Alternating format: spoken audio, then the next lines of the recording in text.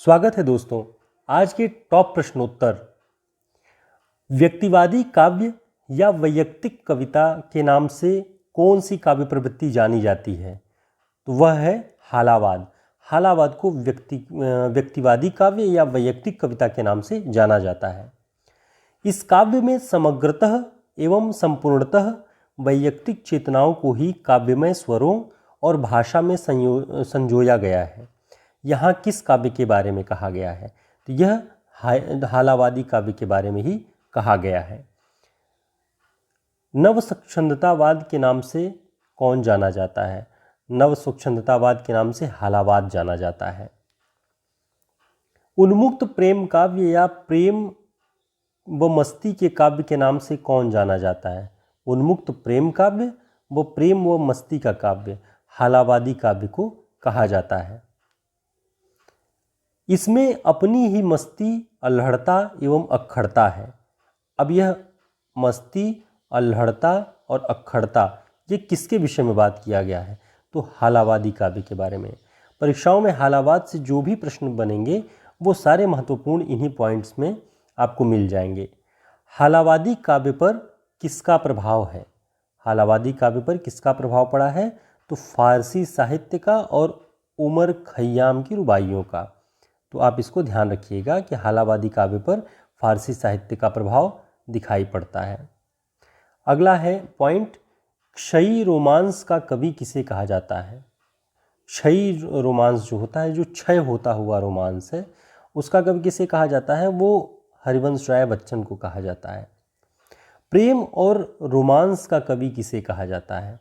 प्रेम और रोमांस का कवि रामेश्वर शुक्ल अंचल को कहा जाता है। इनका उपनाम अंचल है। मानसलवाद के प्रवर्तक कौन माने जाते हैं? तो ये आधुनिक हिंदी कविता की प्रवृत्तियों में बहुत ही प्रतिष्ठित है मानसलवाद। ये इसके जो प्रवर्तक हैं वह रामेश्वर शुक्ल अंचल जी माने जाते हैं। इनके काव्य में रोमांस तो है लेकिन निराशा और दुख जनित, यानी रोमांस तो है लेकिन निराशा और दुख जनित। ये किसके बारे में कहा गया है? नरेंद्र शर्मा के बारे में कहा गया है। हालावाद के प्रवर्तक कौन माने जाते हैं? हालावाद के प्रवर्तक हरिवंश राय बच्चन माने जाते हैं। हालावाद का समय काल क्या माना जाता है? हालावाद का जो समय है वह 1933 से 1936 के बीच में माना जाता है। हालावादी कविता को वैयक्तिक कविता किसने कहा है? हालावादी कविता को वैयक्तिक कविता डॉक्टर नगेंद्र ने कहा है। वैयक्तिक कविता छायावाद की अनुजा और प्रगतिवाद की अग्रजा है। ये कथन किसका है? डॉक्टर नगेंद्र का। वैयक्तिक कविता यानी हालावाद के बारे में जो हम बात कर रहे थे, इसे छायावाद की अनुजा और प्रगतिवाद की अग्रजा किसने कहा है? डॉक्टर नगेंद्र ने। हालावाद को मस्ती, उमंग और उल्लास की कविता किसने कहा है? ये बहुत आपको ध्यान रखने वाली चीज़ है कि हालावाद को मस्ती, उमंग और उल्लास की कविता किसने कहा है? हजारी प्रसाद द्विवेदी जी ने।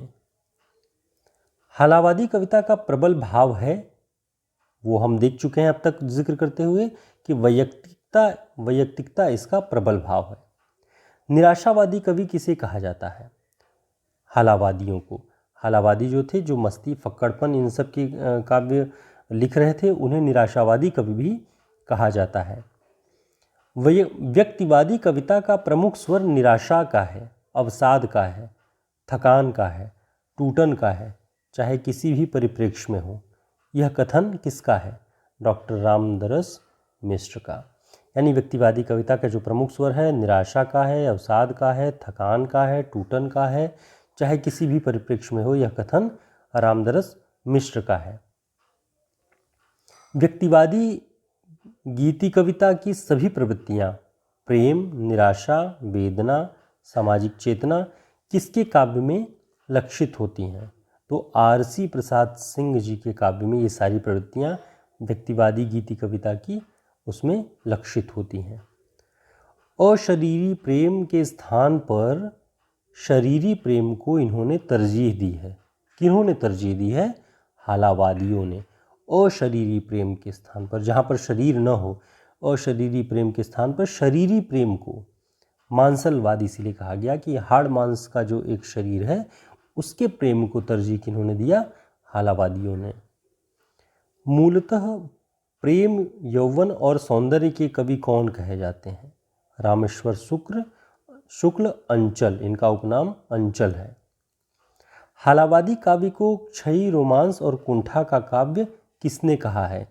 हेतु भारद्वाज ने, डॉक्टर हेतु भारद्वाज ने हालावादी काव्य को क्षयी, रोमांस और कुंठा का काव्य कहा है। हालावाद प्रचलित कब से हुआ? बच्चन की मधुशाला से हालावाद प्रचलित हुआ। किसकी रचनाओं में आत्मसंदेह और मृत्यु भय की भावना सर्वाधिक पाई जाती है? वो हैं हरिवंश राय बच्चन।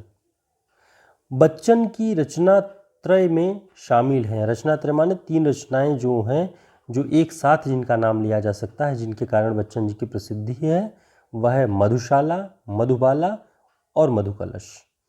तो दोस्तों, उम्मीद है कि आपको ये वीडियो हालावाद को जानने में, समझने में, उसके बारे में तमाम तरह की जो बातें कही गई हैं, जो अवधारणाएं हैं, उन्हें समझने में आपको बहुत मदद मिलेगी और ये परीक्षाओं की दृष्टि से आपको बहुत उपयोगी सिद्ध होगा। धन्यवाद।